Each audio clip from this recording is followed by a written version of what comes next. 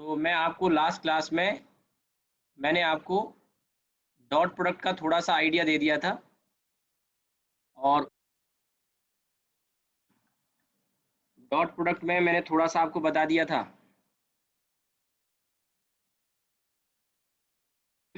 उससे पहले एक बच्चे ने डाउट ये भेजा है।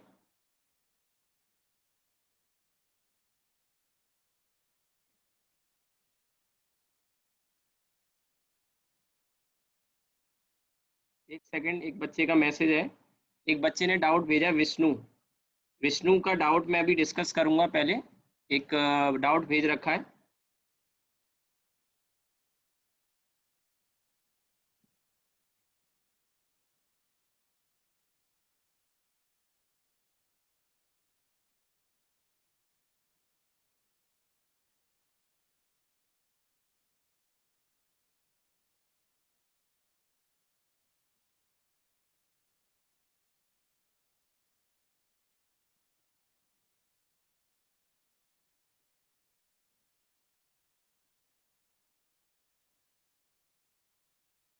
ये देखिए, पहले हम ये क्वेश्चन डिस्कस करेंगे फिर आगे बढ़ेंगे।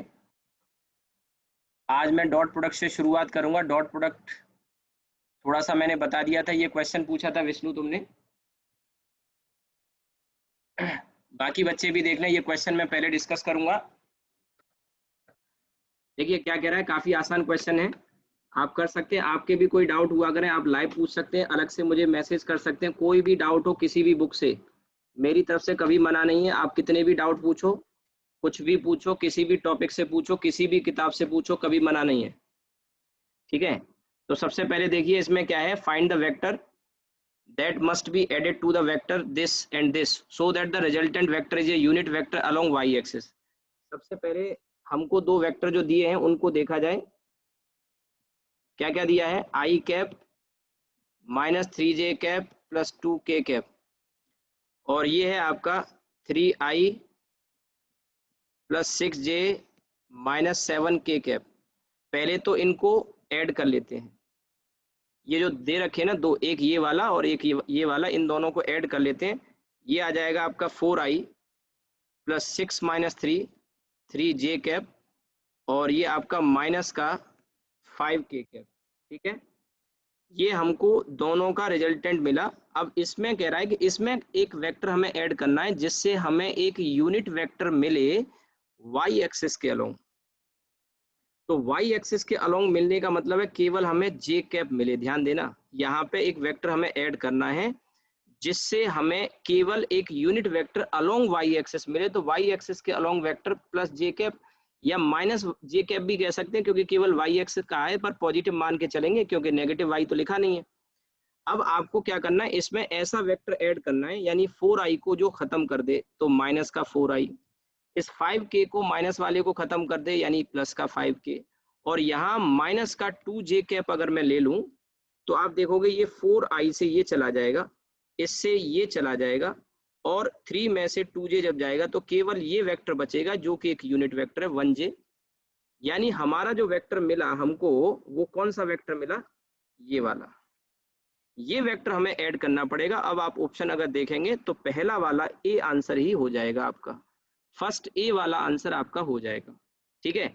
आई थिंक समझ में आ गया होगा। किसी भी बच्चे को अगर दिक्कत हो तो अपनी साइड से आपकी स्क्रीन पर वहां एक ऑप्शन होगा, मोर करके एक बटन होगा, नीचे की साइड में आप देखेंगे 3 डॉट बनी होंगी, मोर करके लिखा होगा, 3 डॉट ऐसे होंगी।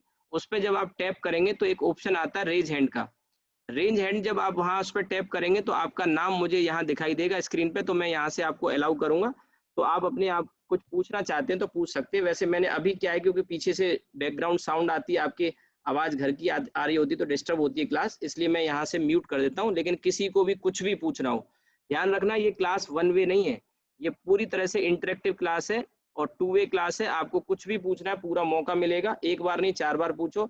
यहाँ से जैसे अभी मैंने अलाउ कर दिया तो अपनी तरफ से आप अपने आप को अनम्यूट कर सकते हो और अनम्यूट करके बोल सकते हो। ठीक है, अगर किसी को भी कोई डाउट होता है ड्यूरिंग क्लास। ठीक है, तो ये क्वेश्चन हो गया। आई थिंक विष्णु समझ में आ गया होगा मेरे ख्याल से। और कोई किसी बच्चे का अगर डाउट है तो आप पूछ सकते हैं। ठीक है विष्णु, क्लियर हुआ? कोई डाउट है विष्णु? क्लियर हो गया? नहीं सर, यस हो गया। चलो मैं ये हटा दूं, यस सर। या हो तो नहीं तो स्क्रीनशॉट ले लिया करो, इसका स्क्रीनशॉट आप ले लिया करो, ठीक है, स्क्रीनशॉट ले लिया करो। और एक चीज बता दूं, कभी कभी ऐसा भी होता है आपकी स्क्रीन पर, मोबाइल की स्क्रीन पे आप देखेंगे कई बार क्या होता है कि आपको मेरी आवाज बंद हो गई, सुनाई नहीं दे रहा है, तो आपके इसी स्क्रीन पर नीचे आप देखेंगे एक राइट साइड में मोर वाला ऑप्शन होता है, लेफ्ट साइड में ज्वाइन ऑडियो करके एक आ रहा होगा, ज्वाइन ऑडियो लिखा होगा, और उस पर ऐसे ये ईयरफोन टाइप के बना रखे होंगे, तो उस पर अगर आप क्लिक करोगे तो मेरी आवाज कई बार क्या है, गलती से अगर आपसे टैप हो जाएगा, ऐसा बना होगा और वहां लिखा होगा ज्वाइन ऑडियो, तो उस पर टैप करके आपको मेरी आवाज दोबारा से सुनाई दे जाएगी। कई बार ऐसा हो जाता है बाई मिस्टेक, आपसे ऐसा प्रेस हो जाएगा, तो वो आप कर सकते हैं, ठीक है। थोड़ा सा मैंने जानकारी दे दी है, क्योंकि अभी कई बच्चों को नहीं आइडिया होता कि ऐसा हो जाता है, फिर वो बाद में कहते हैं सर आवाज नहीं आ रही, तो गलती से कई बार आपसे वो गलत टैप हो जाता है, तो फिर दिक्कत आएगी, ठीक है। चलिए हम आगे बढ़ते हैं, ये मैं हटा देता हूँ। आपको कुछ भी नोट नहीं कर पा रहे हैं, आप स्क्रीनशॉट ले लिया करो, तुरंत स्क्रीनशॉट ले लिया करो। स्क्रीनशॉट से क्या है कि आपको नोट करने से बच जाओगे, बाद में नोट कर लिया करो अगर नोट नहीं कर पाते। मैं हटा रहा हूँ ये, ठीक है। तो अब देखिए, मैंने डॉट प्रोडक्ट का थोड़ा सा आइडिया आपको लास्ट क्लास में दिया था, आप सब टारगेट मैथ के हैं, तो डॉट प्रोडक्ट क्रॉस प्रोडक्ट आपने खूब पढ़ा होगा। इस पे मैं आगे आगे आपको एक असाइनमेंट भी दूंगा डॉट प्रोडक्ट क्रॉस प्रोडक्ट पर।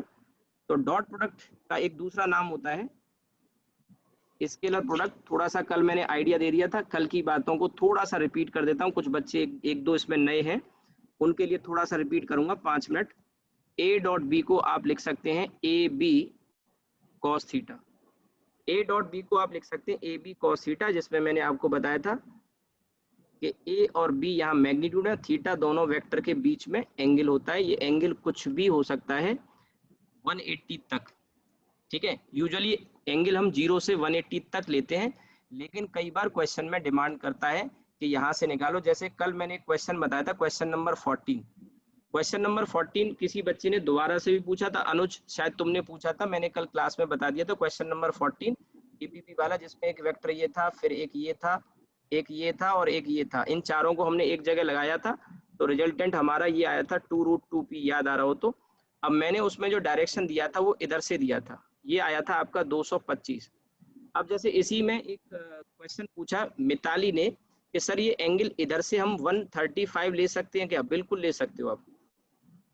कल हमने ये निकाला था, पी वेक्टर से डायरेक्शन निकाला था, क्योंकि एक्चुअली आंसर वो दिया था, तो हमने इस सेंस में लिया था यहाँ से 225, लेकिन अगर एंटी क्लॉकवाइज सेंस में लिया था, ध्यान दीजिएगा मेरी बात को, एंटी क्लॉकवाइज सेंस में एंगल आंसर यही दे रखा। क्वेश्चन नंबर 14 कल डिस्कस किया था मैंने क्लास में, तो एंगल हमने इधर से लिया था, अगर आप इधर से लोगे तो ये एंगल 135 आएगा क्लॉकवाइज सेंस में, ये भी आंसर सही है, गलत बिल्कुल नहीं है। बट वहां अगर ऑप्शन ही ना हो तो आप इस तरह से ये वाला ऑप्शन चुन सकते हैं, जैसे मैंने 225 बताया, ठीक है। तो ये दोनों सही है, ये मैंने थोड़ा सा बता दिया। अनुज तुम पूछ रहे थे, ये कल डिस्कस हो चुका है क्वेश्चन, क्लास में थोड़ा अटेंटिव रहा करो बेटा, जब क्लास में क्वेश्चन डिस्कस हो रहा है आपको यही नहीं पता कि ये क्वेश्चन डिस्कस हो चुका है। ये ये नहीं पूछा सर मैंने, वो दूसरा क्वेश्चन प्रिज्म का पूछा था, वो बताया था आपने। प्रिज्म का पूछा था, तुम्हें लिखना चाहिए था वेक्टर की डीपीपी का प्रिज्म का हाल है। चलो मैं क्लास के बाद बता दूंगा, वो सॉल्यूशन भेज दूंगा, ठीक नहीं है। बता भेज दिया सर आपने, वो हो अच्छा गया अच्छा सर। अच्छा अच्छा, मैं कंफ्यूज हो गया, दिन भर बच्चे डाउट पूछते हैं ना, ठीक है मैंने भेज दिया था, ठीक है। वो जेई मेन हाँ वाला सर वो क्वेश्चन, हाँ जेई मेन वाला क्वेश्चन था, ठीक है, भूल भूल गया था मैं। एक्चुअली क्या, दिन भर बच्चे आते फिर रहते पूरे दिन, दोपहर में डाउट ही बताता हूँ मैं बच्चों को, तो वो सब मैस्ड अप हो जाता है माइंड में, किसको क्या बताया कुछ ध्यान नहीं रहता। खैर देखो, डॉट प्रोडक्ट और scalar product, a dot b a b cos theta, मैंने कल आपको ये बताया था कि लाइक जो भी यूनिट वेक्टर होते हैं I dot I, J dot J और के डॉट के, तो इनको जब हम सॉल्व करते हैं तो आंसर हमारा 1 1 और 1 आता है। कैसे आया था वो मैंने आपको बताया था कि आई का मैग्नीट्यूड 1 यहाँ पे रखेंगे, 1 इंटू 1 और कॉस जीरो क्योंकि सेम वेक्टर है तो एंगल जीरो हो जाएगा। ऐसे जे डॉट जे जब करेंगे तो 1 इंटू 1, ये यूनिट वेक्टर होते हैं आप जानते होंगे, तो ये वैल्यू 1 आती है। आपको क्या याद रखना है, आपको ये याद रखना है कि लाइक यूनिट वेक्टर का डॉट प्रोडक्ट 1 आता है, और अनलाइक जैसे कि आई डॉट जे ये डिसिमिलर है, या जे डॉट आई अगर आप करते हैं, या जे डॉट के करते हैं, या के डॉट जे करते हैं, ठीक है, या फिर आपका के डॉट आई और आई डॉट के, ठीक है।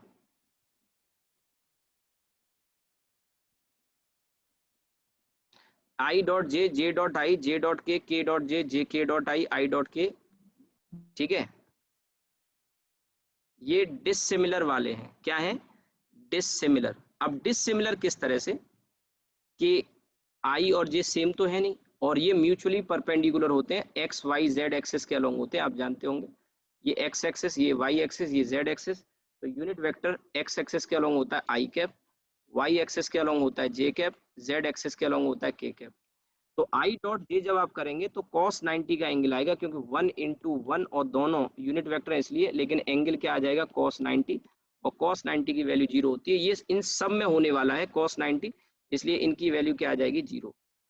मैंने कल आपको यही बताया था, ज्यादा समय हमारे पास बचा नहीं था, एक ही एग्जाम्पल किया था, लेकिन आज हम इसको कंप्लीट करने की कोशिश करेंगे। तो मैंने आपको ये कहा था कि कभी भी दो यूनिट वेक्टर का अगर हमें डॉट प्रोडक्ट लेना हो तो सिमिलर वालों का लो, क्योंकि वो 1 देगा। बाकी डिसिमिलर वालों का करने की जरूरत नहीं होती, क्योंकि वो 0 आता है। उसमें आप करोगे भी तो टाइम वेस्ट होगा आपका। मैंने इसमें एक इस तरह का एक एग्जांपल सा दिया था, जैसे कि ए वेक्टर ये है, और इसमें ए वेक्टर में मान लो A1 आई, A2 जे और A3 के कैप, ऐसे ले लिया। कल तो मैंने एक न्यूमेरिकल टाइप की वैल्यू ली थी, लेकिन ये B1 आई, B2 जे, B3 के कैप। देखिए इस वेक्टर, इस चैप्टर, इसमें शुरुआत हमारी वेक्टर से ही हुई है। अभी जो बच्चे नए ज्वाइन किए उनका ज़्यादा कुछ नहीं निकला है, केवल एडिशन सब्ट्रैक्शन निकला है। और आप टारगेट बैच के ही स्टूडेंट हैं सभी इसमें, तो मेरे ख्याल से इतना सबको आता होगा। फिर भी किसी को अगर कुछ मिसिंग लग रहा हो तो आपको नोट्स मिल जाएंगे, उसमें कुछ पूछना हो, ठीक है, तो आप अलग से, दोपहर में मेरा खाली टाइम रहता है, आप पूछ सकते हैं। आज मेरा एक बैच था, वो खत्म हो गया, 12th का ही था, केवल बोर्ड का। तो मैं दोपहर में एक, मेरी 2:30 से 3:30 क्लास यूजुअली रहती थी, वो भी खत्म हो गया है। तो आप पूछ सकते हैं, उसमें कोई दिक्कत नहीं। और अगर आपको ये पार्ट अगर स्किप करना है, क्योंकि मैं वेक्टर अभी कंप्लीट करूंगा 2 से 3 दिन में, 4 दिन में, जो भी टाइम लगेगा। उसके बाद मैथमेटिक्स शुरू होगा, बहुत इंपॉर्टेंट है, इंटीग्रेशन, डिफरेंशिएशन, ट्रिग्नोमेट्री, तो वो तो कर ही लेना। आपको आता भी है तब भी मैं आपको सजेस्ट करूंगा, ग्राफ वगैरह पढ़ाऊंगा, वो कर लेना, ठीक है। और इसके बाद 1D हमारा शुरू होगा। यूनिट डायमेंशन अभी मैंने पढ़ाया नहीं, बाद में पढ़ाऊंगा। इंपॉर्टेंट है, क्वेश्चन आए हैं, लेकिन पढ़ाया इसीलिए नहीं क्योंकि बच्चे अभी भी ज्वाइन कर रहे हैं। आपको पता है इस साल सिग्निफिकेंट डिजिट और वर्नियर कैलिपर्स स्क्रू गेज से क्वेश्चन आया है। मैंने लास्ट ईयर जो बच्चों को पढ़ाया था उनको याद होगा, मैंने क्लास में ही बोला था कि 2018 में पहली बार, नीट के इतिहास में पहली बार स्क्रू गेज पे क्वेश्चन आया, और मैंने कहा था क्लास में, बच्चों को याद आ रहा हो कि इस पे क्वेश्चन अब शुरुआत हो चुकी है और आएंगे। और बेहतरीन पढ़ाता हूँ मैं, स्क्रू गेज, वर्नियर कैलिपर्स बेहतरीन पढ़ाता हूँ। आईआईटी के भी क्वेश्चन आप 4 डालोगे, मेडिकल के बच्चों को भी बोल रहा हूँ मैं। आईआईटी का तो बच्चा 4 ही डालेगा, सिग्निफिकेंट डिजिट भी, किसी भी लेवल पे कोई भी क्वेश्चन हो। तो अभी पढ़ाया इसलिए नहीं, क्योंकि अगर निकल गया ना वेक्टर, तो बच्चे को क्या है, हर कोचिंग में हर बार पढ़ता है बच्चा, हर किसी को आता है। फिर भी अगर थोड़ा बहुत निकल भी जाएगा तो मैनेजेबल है। लेकिन वो सिग्निफिकेंट यूनिट डायमेंशन कोई टॉपिक नहीं है, डायमेंशन तो बहुत बेकार बकवास टॉपिक है, कुछ टॉपिक है ही नहीं, वो तो सब किसी भी बच्चे को आता है। बकवास का मतलब इजी है, मेरा कहने का मतलब बहुत ज्यादा। लेकिन सिग्निफिकेंट डिजिट और वर्नियर कैलिपर्स को समझने के लिए थोड़ा सा आपको अच्छे से समझाना पड़ेगा, और किताबों से पढ़ के सब समझ में आ जाता तो फिर बच्चे पढ़ते नहीं। सब मेरे पास वीडियो रिकॉर्डिंग है, पहले मैंने जो पढ़ाया वो भी अगर आपको चाहिए मिल जाएंगे। वैसे मैं पढ़ाऊंगा, आपको आगे पढ़ाऊंगा, लेकिन ठीक है। और इसके बाद अगर किसी भी बच्चे को लग रहा है कि ये टॉपिक मुझे नहीं करना है, तो इससे पहले अभी मेरी एक क्लास होती है 6:15 से, 6:15 से लेके 7:15 तक। उसमें प्रोजेक्टाइल चल रहा है, अभी आपने स्क्रीन देखी होगी। अभी जो मैंने क्लास शुरू की है वो जस्ट इससे पहले क्लास होती है डेली, प्रोजेक्टाइल मोशन चल रहा है। आप चाहें तो इसको स्किप करके उसमें कंटिन्यू कर सकते हैं। आपको लगता है कि मुझे ये सब आता है, 1D वगैरह मुझे आता है, कोई दिक्कत नहीं, आप इस बैच में कंटिन्यू कर लो। 6:15 से 7:15 का टाइम है, अदरवाइज आप इसी में कंटिन्यू करना चाहें तो 7:30 से 8:30 का टाइम है, और ये टाइम मैं आगे बढ़ाऊंगा, आपका आगे बढ़ाऊंगा। उधर 12th वाला पार्ट मॉर्निंग में चल रहा है, मॉर्निंग वाला बैच 8:15 से है। टाइमिंग वैसे मैंने सबको भेज दी है, सुबह 8 AM से है। कुछ बच्चे कर रहे हैं जो नए आए हैं, उनको बता रहा हूँ, सुबह 8, 8:15 से सेम लिंक है, कोई पासवर्ड की जरूरत नहीं है, सेम लिंक है, 8:15 से क्लास करनी है। हाँ ये है कि अगर आप चाहो तो 2 दिन स्किप कर सकते हो मॉर्निंग वाली क्लास, क्योंकि 2 दिन बाद उसमें वेव शुरू होगा, वेव ऑप्टिक्स, और वेव ऑप्टिक्स का पीछे का जितना भी आपका रह गया ज्योमेट्रिकल वो सब अलग से कराऊंगा, मैं आपको अलग से कराऊंगा। आप चाहो तो कल से भी कर सकते हो, उसमें मैं टेलीस्कोप माइक्रोस्कोप पढ़ाऊंगा। अभी मायोपिया हाइपरमेट्रोपिया कराया मैंने, विजन डिफेक्ट, उसमें कल मैं टेलीस्कोप माइक्रोस्कोप कराऊंगा। आप चाहो तो कर सकते हो, कोई दिक्कत हर्ज नहीं है, कराना तो मुझे पूरा छूटा हुआ आपका वैसे भी है, तो आप कल से भी कंटिन्यू कर सकते हो, उसमें कोई दिक्कत नहीं है। और नहीं तो 2 दिन बाद वेव से कंटिन्यू कर लेना, करना है। 5 महीने बचे हैं, 2-2 बैच में करोगे तब जाके 10 महीने हमें मिल पाएंगे, कोर्स अगर ढंग से करना है तो। और अगर आपको लगता है कि 5 महीने में हम तो सिंगल क्लास करके सीख जाएंगे वहाँ कोचिंग में, तो भैया जहाँ कोई पढ़ा रहा हो वहीं कर लेना, ठीक है। एक ही बैच की फीस ले रहा हूँ, दूसरे बैच की फीस नहीं ले रहा हूँ मैं आपसे। आपको ये लग रहा हो कि 2 बैच के लिए बार बार बोलते हैं, मैं एक ही बैच की फीस ले रहा हूँ, लेकिन 2 बैच में पढ़ना पड़ेगा कोर्स ढंग से करने के लिए। जल्दबाजी नहीं कर सकता कोर्स के साथ में, जल्दबाजी अगर करनी होती तो, या बाकी की तरह मुझे करना होता तो मैं पहले ही कर देता। एक बैच में बस फीस आ जाएगी 2 महीने 3 महीने में, उसके बाद उड़ा दूंगा। मैं आज कह रहा हूँ, मैं जिस पेज से पढ़ा रहा हूँ उसी पेज से आखिर तक पढ़ाऊंगा, और कभी भी आपको ऐसा लगेगा नहीं कि मैंने कभी सिलेबस को उड़ाया है, जल्दी कराया है, ऐसा नहीं, बिल्कुल पेज से कराऊंगा, टाइमली कराऊंगा। ए डॉट बी की वैल्यू देखिए, जब हम निकालेंगे तो मैं आपको बता रहा था कि लाइक वालों का कर लिया करो, जैसे आई का आई के संग करेंगे 1 आएगा, इसी तरह से A1 का B1 के संग करेंगे तो ये आ जाएगा आपका A1 B1। इसी तरह से जे का जे के संग करेंगे 1 आ जाएगा, फिर A2 का B2 के संग करेंगे तो A2 B2 आ जाएगा, और इसी तरह से के का के संग करेंगे A3 B3 आ जाएगा, ये आपका, ठीक है। और इस तरह से हमें एक नंबर मिलेगा, नंबर होता है उसी को हम क्या बोलते हैं, स्केलर बोलते हैं, scalar. A1 B1 A2 B2 A3 B3, ये स्केलर हो गया आपका, ठीक है। ये एक, अच्छा अगर आप बी डॉट ए भी करोगे ना, बी डॉट ए करोगे तब भी रिजल्ट वही आएगा सेम, बस डिजिट आगे पीछे हो जाएंगे। कहने का मतलब है 2 into 3 करोगे और 3 into 2 करोगे तो रिजल्ट तो सेम ही मिलेगा ना। तो B1 A1 और आपका B2 A2 और B3 A3, ये सेम रिजल्ट मिलेगा, स्केलर ही आएगा। यानी ए डॉट बी और बी डॉट ए क्या होते हैं, कम्यूटेटिव, बराबर होते हैं इसलिए कम्यूटेटिव लॉ को ओबे करते हैं, बराबर होते हैं इसलिए कम्यूटेटिव लॉ को ओबे करते हैं, ठीक है। ए डॉट बी और बी डॉट ए। अब देखिए इसमें एग्जांपल तो मैंने करके आपको बताई दी थी, बाकी के मल्टीप्लाई करने की जरूरत इसलिए नहीं है कि आई का जे के संग अगर आप कर रहे हैं तो कोई फायदा नहीं है, जीरो आएगा। इसका इसके संग, इसका इसके संग, इसका इसके संग, इसका इसके संग करोगे कोई फायदा नहीं है, जीरो आएगा। तो उसमें कोई जरूरत नहीं है टाइम वेस्ट करने की, ठीक है। अब देखिए इसमें बस डॉट प्रोडक्ट में जानना तो केवल इतना ही है, इसकी प्रॉपर्टीज और एप्लीकेशन आपको समझने की जरूरत है, किस तरह के क्वेश्चंस बनते हैं, और इसमें फिजिक्स में हम कहाँ कहाँ डॉट प्रोडक्ट से रिलेटेड एग्जाम्पल पढ़ेंगे, ठीक है। वो सब मैं आपको बताने जा रहा हूँ। तो सबसे पहले तो यहाँ पे देखिए प्रॉपर्टीज, प्रॉपर्टीज में 2 प्रॉपर्टी है। पहली प्रॉपर्टी है dot product commutative law obey करता है, dot product obey commutative law, dot product obeys commutative law, और ये है आपका ए वेक्टर डॉट बी, और ये बराबर होता है किसके, बी वेक्टर डॉट ए के। यही मतलब है, दोनों की वैल्यू सेम आती है, पहली बात। दूसरी बात, डॉट प्रोडक्ट डिस्ट्रीब्यूटिव लॉ को भी ओबे करता है, dot product obeys distributive law. इसका मतलब क्या है, इसका मतलब है a dot b vector plus c vector है, तो ए का जो डॉट है वो बी और सी दोनों में डिस्ट्रीब्यूट हो जाएगा, यानी a dot b plus a dot c, ठीक है। डॉट प्रोडक्ट कम्यूटेटिव लॉ को ओबे करता है, डॉट प्रोडक्ट डिस्ट्रीब्यूटिव लॉ को ओबे करता है। ये 2 पॉइंट हो गए, प्रॉपर्टीज हो गई। अब इसकी एप्लीकेशन पर आते हैं, यानी यूज क्या है, 2-3 यूज है, वो भी मैं बताता हूँ, फिर क्वेश्चन कराऊंगा आपको। तो पहला एप्लीकेशन ये है कि if A vector and B vector are perpendicular, ये मैंने परपेंडिकुलर लिखा है शॉर्ट में, देन इनका जो डॉट प्रोडक्ट है ए डॉट बी वो 0 होगा। इस पे मेडिकल में काफी सारे क्वेश्चन, आप प्रीवियस ईयर की कोई भी किताब हो, आप वेक्टर से रिलेटेड टॉपिक उठा लेना, उसमें प्रीवियस ईयर की बुक या तो 1D में क्वेश्चन मिल जाएंगे या वेक्टर वाले में होंगे, बहुत सारे क्वेश्चन आपको दिख जाएंगे, पूछे जाते हैं। और कहेगा कि ए और बी परपेंडिकुलर है तो ए डॉट बी 0 होगा। वहां से आपको कोई वैल्यू पूछेगा, जैसे एग्जांपल मैं अभी दूंगा किस टाइप के क्वेश्चन पूछे गए प्रीवियस ईयर में। तो if A vector and B vector are perpendicular then a dot b 0 होता है, and its converse is also true. Converse का मतलब है इसका reverse. Converse is also true, बताऊंगा क्या मतलब है इसका।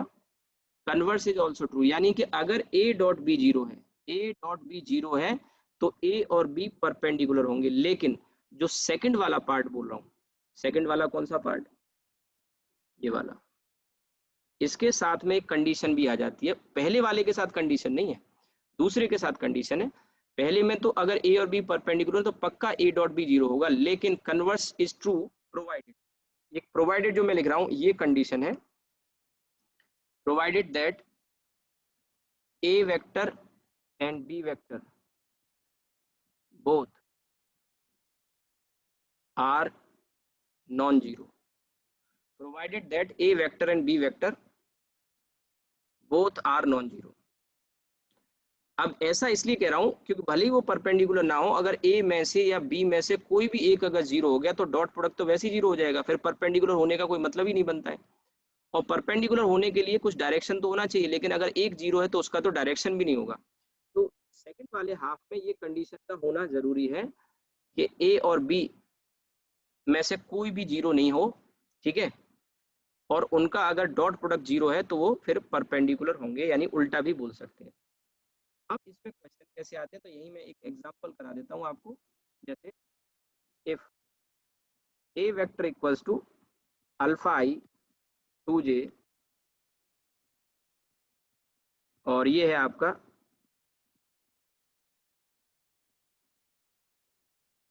Are perpendicular then find the value of alpha, find the value of alpha. ऐसा क्वेश्चन नीट में आ चुका है।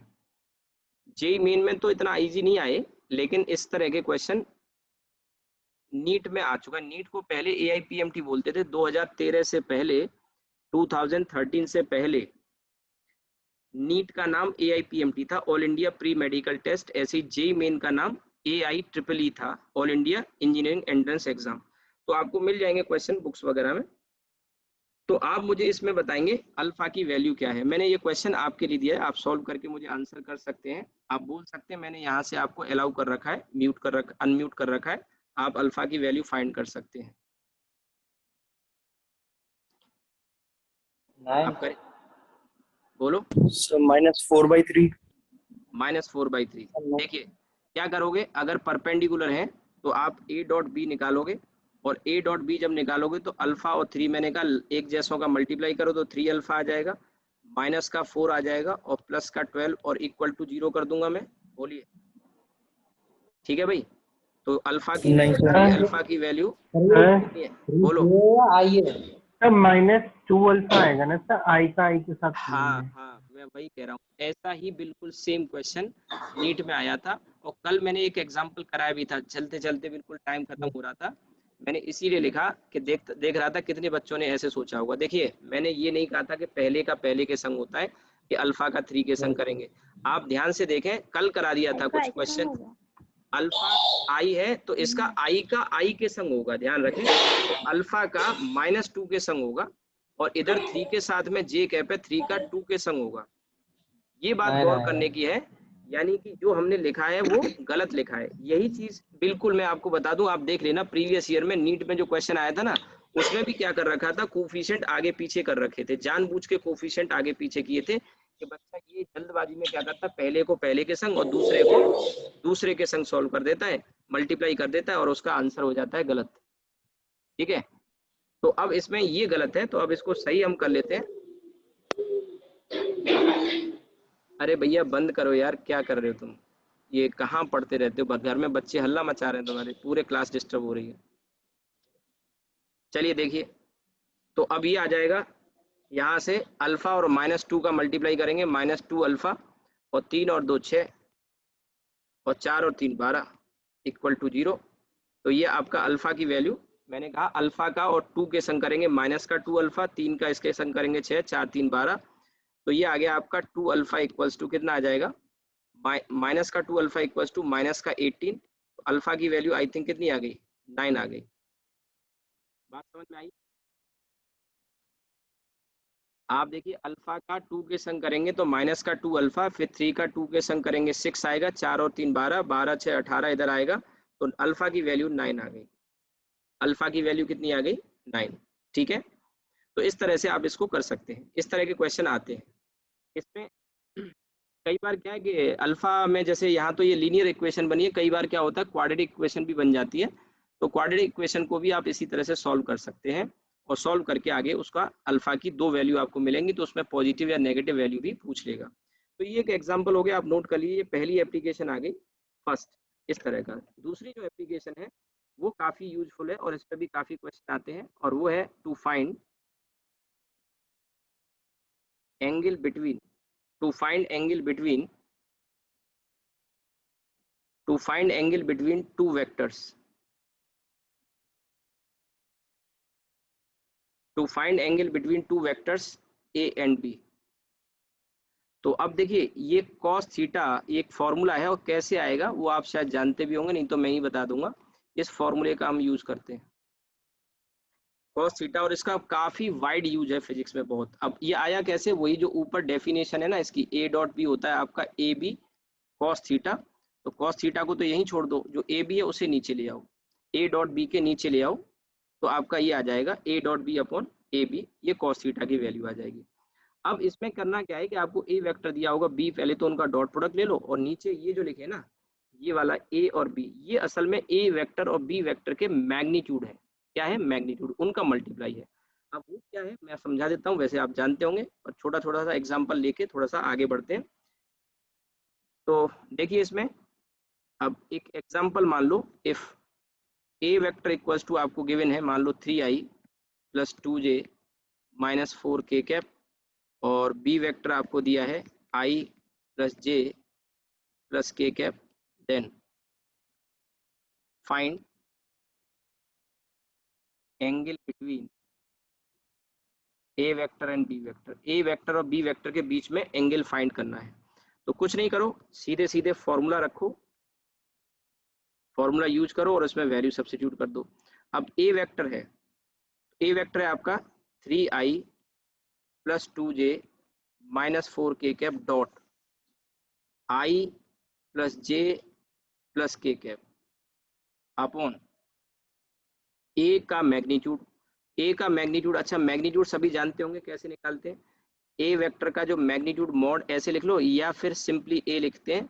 तो इनके जो कोफिशिएंट्स होते हैं, जैसे i का 3 है, j का 2 है, k का -4 है, इनके स्क्वायर करते हैं, तो 3 का स्क्वायर 9, 2 का स्क्वायर 4 और 4 का स्क्वायर 16। इस तरह से 6 4 16 4 20 √29 ये आ गया। इसी तरह से b के मैग्नीट्यूड की हमें जरूरत पड़ेगी, तो b का मैग्नीट्यूड भी सेम इसी तरीके से 1 का स्क्वायर और 1 का स्क्वायर √3 हो गया। तो अब यहाँ पे a का मैग्नीट्यूड लिखेंगे तो √29 और b का मैग्नीट्यूड √3। अब अभी पूरा नहीं हुआ, ध्यान रहे, अब इसमें मल्टीप्लाई जब करेंगे तो ध्यान देना i का i के संग, तो i का कोफिशिएंट 1 है और इधर i का कोफिशिएंट 3 है, तो 3 और 1 का केवल मल्टीप्लाई करना है 3। इसी तरह से j का कोफिशिएंट 1 है और इधर j का कोफिशिएंट 2 है, तो 2 का और 1 का मल्टीप्लाई करेंगे तो 2, और यहाँ पे माइनस का 4 है और यहाँ 1 है, तो ये आ जाएगा माइनस का 4, और नीचे √29 और 3 का मल्टीप्लाई कर लें तो आई थिंक 9 3 27 87 ये आ जाएगा, और ऊपर जो बचा वो 3 1 बचा और √87। बस इतना ही काफ़ी है, इससे ज़्यादा कुछ लिख नहीं पाओगे ना निकाल पाओगे, और ऐसे ही ऑप्शन वहाँ पे दिया होगा इस तरह से। तो आप देखोगे कि ये जो वैल्यू हमें मिली, यहाँ से केवल इतना लिख के छोड़ सकते हो, या लास्ट इसमें आप इससे ज़्यादा और कुछ नहीं कर पाओगे, cos इनवर्स 1/√87। ठीक है, थीटा आ जाएगा cos इनवर्स √1/87। ठीक है, तो इस तरह से आप इसको सॉल्व कर सकते हैं। अगर किसी भी बच्चे को कहीं भी कोई भी दिक्कत आती है, कोई भी डाउट आ रहा है, आप पूछ सकते हैं अभी के अभी, बहुत ही सिंपल है। और मेरे ख्याल से आप सब टारगेट बैच के हैं, तो ये 11th क्लास में या आपने कोचिंग वगैरह करी है, तो ये सब चीज़ें आपको पहले से आती होंगी, ये बेसिक है। कहीं छोटी मोटी कोई कमियां होंगी तो वो दूर हो जाएंगी। एक डीपीपी दे दूंगा मैं आज आपको, उसमें डॉट और क्रॉस दोनों के, डॉट प्रोडक्ट और क्रॉस प्रोडक्ट दोनों के क्वेश्चन होंगे। आप लगा लेना, ठीक है। कल हम क्रॉस प्रोडक्ट पढ़ेंगे, उम्मीद है आप कर ही लोगे। जो भी डाउट हो आपका, डीपीपी से अलग भी अगर कोई डाउट है वो भी आप पूछ सकते हैं, ठीक है। तो कॉस थीटा आ जाएगा आपका 1/√87, राइट। अब देखिए इसके बाद आगे, ये आपका सेकंड एप्लीकेशन हो गया to find angle between two vector. कोई भी एंगल निकाल सकते हो, जीरो वाला भी, 180 वाला भी। हालांकि जीरो 180 के लिए कल मैंने बताया भी था कि कोफिशिएंट्स का दो वेक्टर दिए हो तो उनके कोफिशिएंट का रेशियो पॉजिटिव आता है तो पैरेलल होते हैं, याद आ रहा हो तो, कल ही बताया था। और अगर कोफिशिएंट का रेशियो नेगेटिव होता है तो वो एंटी पैरेलल होते हैं, ये बताया था, बहुत ही आसान तरीका। लेकिन इस वाले तरीके से आप कोई भी एंगल निकाल सकते हैं और इसकी वैल्यू नहीं पता होती तो ऐसे ही आंसर लिखे रहते हैं जैसे मैंने बताया। तीसरी जो एप्लीकेशन है, तीसरी और लास्ट एप्लीकेशन, और हम देखेंगे थर्ड एंड लास्ट, ये शायद आपने ना पढ़ी हो किताबों में, शायद आपको ना मिले, और वो है to find projection of one vector, to find projection of one vector on another vector, to find projection of one vector on another vector, ठीक है। प्रोजेक्शन का मतलब होता है शेडो, यानी एक वेक्टर की शेडो दूसरे के ऊपर हम निकालें तो वो कितनी आएगी। बहुत ही आसान सी चीज है, पर बच्चे को आइडिया नहीं होता, अगर वो पढ़ा होगा तो कोई मुश्किल नहीं है, ठीक है। बट ये नहीं, काफी लोग नहीं पढ़ाते हैं, नहीं बताते हैं। अब इसका मतलब क्या है देखिए, पहले तो समझो। जैसे कि ये एक वेक्टर है, मान लो इसका नाम है ए, ठीक है, ये ए वेक्टर है, और एक ये आपका दूसरा वेक्टर है बी, ये एंगल थीटा है। अब प्रोजेक्शन का मतलब मैंने बताया to find projection of one vector on another vector, तो मैंने कहा शेडो।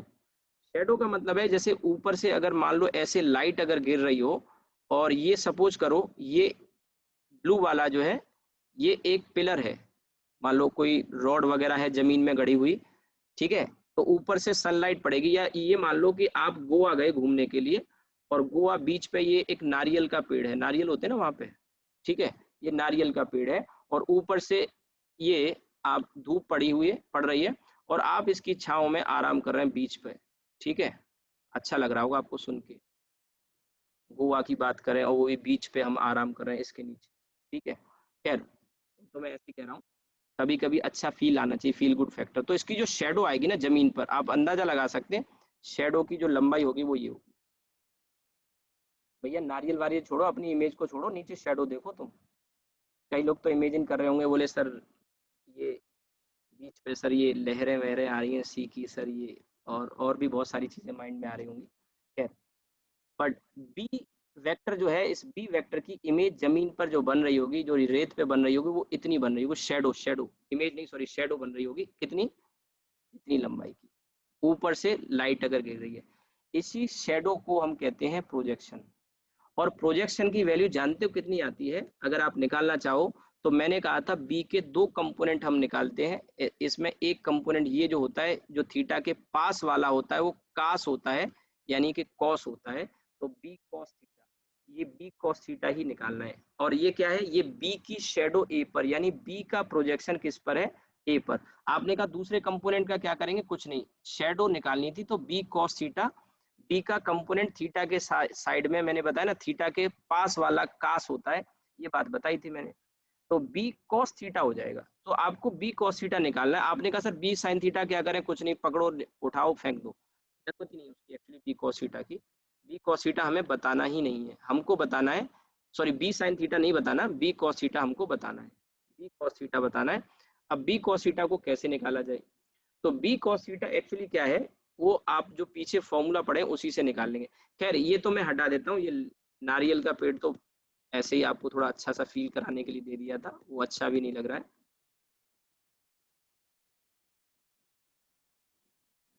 ठीक है। तो एक्चुअली मुझे ये बताना था, वो ये था ये, और ये आपका बी कॉस थीटा निकालना था। अब आपने कहा ये निकालेंगे कैसे, तो देखो बहुत ही सिंपल है, हमने पढ़ा cos theta equals to a vector dot B upon a b, यही तो पढ़ा था। इसमें जो बी लिखा हुआ है इसे इधर ले आओ, तो बी जो लिखा है वो आ जाएगा आपका बी कॉस थीटा, और बी कॉस थीटा की वैल्यू आ जाएगी ए वेक्टर डॉट बी अपॉन ए। ए वेक्टर डॉट बी अपॉन ए आ जाएगा। बी कॉस थीटा की वैल्यू ए वेक्टर डॉट बी अपॉन ए, यही है प्रोजेक्शन। आपको बात समझ में आ गई होगी। कैसे आया, ये जो फॉर्मूला ऊपर वाला था बी को इधर ले गया, तो मैं इसको तो हटा देता हूँ। और अभी हमने कौन से वेक्टर का किस पे प्रोजेक्शन निकाला है, तो आप यहाँ लिख सकते हैं projection of b vector on a vector is given by b cos theta, और ये आ गया। सेम यही चीज अगर आपसे कहे कि ए वेक्टर की शेडो बी पर, तो जैसे बी की शेडो बी cos थीटा है ना, ए की शेडो बी पर अगर आप लिखोगे तो उसे ए cos थीटा बोलेंगे। तो आप ये भी लिख लो, projection of A vector on B vector is given by, और वो कितना होगा, वो होगा ए cos थीटा। तो ये भी आ जाएगा आपका A vector dot B upon B आ जाएगा यहाँ नीचे, ध्यान से देखो तो ये अभी जो cos थीटा की वैल्यू थी वही तो थी a dot B upon a b, तो ए को इधर ले आए तो ए cos थीटा आ गया। तो ये दोनों फॉर्मूले में अगर आप ध्यान से देखो तो ए डॉट बी तो दोनों में ही आ रहा है, ए डॉट बी तो दोनों में ही आ रहा है, बस नीचे का टर्म डिफरेंट है।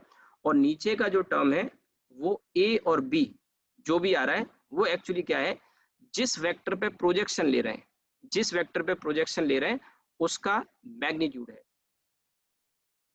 ऊपर वाले में देखो तो ए पर हमने प्रोजेक्शन लिया है तो ए का मैग्नीट्यूड है, नीचे वाले में बी पर प्रोजेक्शन लिया है तो बी का मैग्नीट्यूड है। तो ये एक स्टैंडर्ड फॉर्मूले आप ध्यान रख सकते हैं, इस पर कई बार क्वेश्चन आ जाते हैं। मैं आपको बताता हूँ किस तरह के क्वेश्चन आते हैं। अच्छा, जो नए बच्चे बता दूं, टाइम खत्म हो रहा है, फिर से लिंक पे क्लिक करना है। क्लास का टाइम 8:30 बजे तक है, 8:30 तक क्लास है, आपको उसी लिंक पे क्लिक करना होगा। दोबारा से टाइम खत्म होगा, सेशन बंद हो जाएगा, फिर से आप क्लिक करेंगे, फिर से ज्वाइन करेंगे। ठीक है, 8:30 तक क्लास है, 7:30 से 8:30। ठीक है, 7:30 to 8:30 क्लास का टाइम है, नए बच्चों को बता रहा हूँ। जैसे ही ये सेशन बंद होगा लिंक पे क्लिक करना, फिर से ज्वाइन करना है। ठीक है, तो अब ये आ गया आपका। अब इसमें मैं एक एग्जांपल देता हूँ किस टाइप के क्वेश्चन, आप नोट करना चाहें तो नोट कर लीजिए, स्क्रीनशॉट लेना हो तो स्क्रीनशॉट ले लो, फटाफट से नोट करिए। एक एग्जांपल कराता हूँ, बढ़िया वाला एग्जांपल, अच्छा क्वेश्चन, एकदम ट्रिकी टाइप का। ठीक है, ट्रिकी टाइप का क्वेश्चन मैं आपको बताता हूँ। इसी तरह के कॉन्सेप्ट पे कई बार पूछ लिया जाता है। ठीक है, तो अगर आपने नोट कर लिया हो तो मैं आपको क्वेश्चन लिखाता हूँ।